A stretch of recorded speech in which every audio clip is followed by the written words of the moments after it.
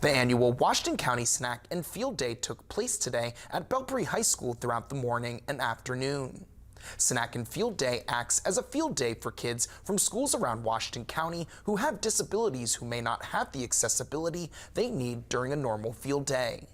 Throughout the day, the kids were able to participate in a wide range of events and sensory activities like face painting, tug of war, and even a bubble station, just to name a few.